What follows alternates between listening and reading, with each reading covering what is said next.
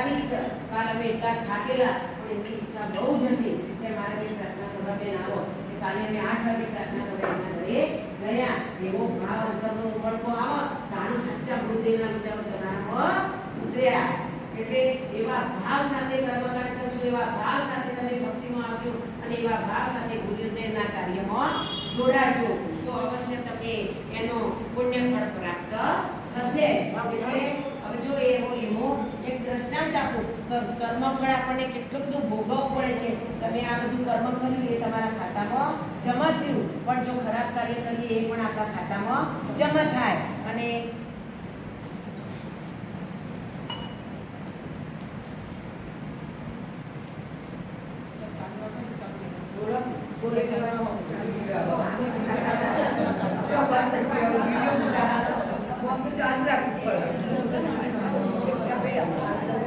એટલે કઠિયારો હતો, લાકડા કાપવા જાય, દરરોજ લાકડા કાપી અને એ પોતાનું ગુજરાન ચલાવતો હતો.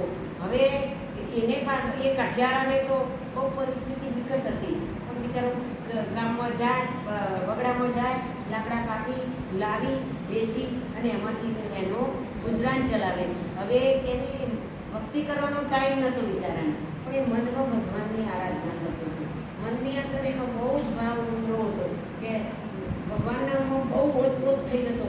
જ્યારે કાષ્ટ કાપે ત્યારે એનું ભગવાનમાં જ મન હોય, ભગવાનમાં જ મન હોય, એનું બીજે ક્યાંય મન ના હોય. પછી એ ભગવાનને પરીક્ષા કરવાનું મન થયું, લાવે આજે હું કઠિયારાની પરીક્ષા કરું. તો કઠિયારાની પરીક્ષા કરવા ભગવાન ગયા.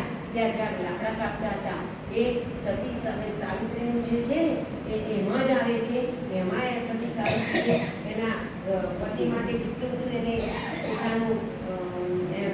પોતાની શક્તિ આપી હતી અને પોતાના પતિ માટે એને કેટલું બધું કાર્ય કર્યું હતું. એવો આ કઠિયાર હતો. એની પત્ની પણ એવી ધર્મશીલ હતી કે હમણાં આવું એટલે હું એમના માટે રસોઈ પાણી બનાવું, પણ ભગવાને કસોટી કરી. એટલે ત્યાં એ તો કાપતા પડી ગયો અને ત્યાં એ બેભાન થઈ ગયો. હવે ઘરે તો એમની પત્ની રાહ જોઈએ કે મારા પતિના આવે ત્યારે હું એમના માટે જમવાનું બનાવું અને એમને પીરસું. મેં તો બહુ રાહ જોઈ ના આવી. તો પત્ની એટલી ધર્મશીલ હતી, એને ઘરે આરાધના કરી, ભગવાનની એને પણ આરાધના કરી કે હે પ્રભુ, આજે મારા પતિદેવ આવ્યા નથી, જ્યાં હોય ત્યાંથી મારા પતિદેવ જલ્દીમાં જલ્દી ઘરે આવી જાય. એટલે પછી ભગવાને એની પ્રાર્થના સાંભળી લીધી. કઠિયારો તો હતો જ સેવાભાવી, ધર્મશીલ, એની પત્ની પણ એવી હતી. તો એ સ્ત્રી શું કરે, પોતાના પતિને જે મોતના મુખમાંથી બચાવી શકે છે એને પણ એની આરાધના પ્રાર્થના કરી અને એ એના પછી એનામાં સર્વનાશ થયો. ભગવાન કે મેં કસોટી કરી, ખરેખર બંને જણા ધર્મશીલ છે, બંને જણા ખૂબ ભક્તિવાન છે. એટલે કઠિયારાને એમને સજીવન કર્યો અને કઠિયારો પછી એકદમ સફાળો ઉઠ્યો અને લાકડા લઈ અને ઘરે ગયો. એટલે ઘરે એની પત્ની કે તમે ક્યાં ગયા હતા? એટલે કે હું તો લાકડા કાપવા ગયો, મને કશું જ ખબર નથી. તો કે મને અહીંયા પ્રભુએ દર્શન દીધા. કઠિયારાની પત્નીને ઘરે ભગવાને દર્શન દીધા કે તું ચિંતા કરીશ નહીં, તારો પતિ હમણાં જ ઘરે આવશે. એ ભક્તિ આ કરે છે, તમારી શ્રદ્ધા આ કરે છે, તમારી શક્તિ આ કરે છે. અમે દર વર્ષે અહીંયા હવન કરીએ છીએ, ચૈત્ર માસમાં દર વર્ષે હવન કરીએ છીએ.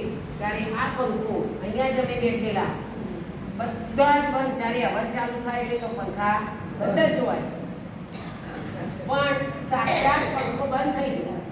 અરે ચાલુ થઈ ગયો, બીજા બધા બંધ અને એકલો આ પંખો ફરે જાય. જ્યારથી હવન ચાલુ થયો કે બંધ થયો હવન, ત્યાં સુધી એ પંખો ચાલુ રહ્યો અને પછી એના મેળે બંધ થઈ ગયો. એક આ મોટો ચમત્કાર. પછી બીજા વર્ષે એવો ચમત્કાર થયો કે જ્યારે અમે હવન કર્યો તો હવનમાં અમને સાક્ષાત ગણપતિના દર્શન થયા. મેં ફોટા પાડ્યા જ છે, અમે ફોટો કરવાના જ છીએ, અહીંયા મૂકવાના જ છીએ. એવા સાક્ષાત ગણપતિએ અમને દર્શન દીધા. યજ્ઞનો જે ધુમાડો જાય ને એમાં ગણપતિની મૂર્તિ બની અને સાક્ષાત ગણપતિ એને ગણપતિએ દર્શન દીધા. કારણ કે ગણપતિએ અમને ચમત્કાર કર્યો તો મારી મૂર્તિ તમે મૂકો, મારી મૂર્તિ નથી, અમે મૂકવાના છીએ. આ બધું ભેગું અમારે કામ કરવાનું છે. પ્રખર પ્રજા સજ્જન પૂજા કરવાની છે.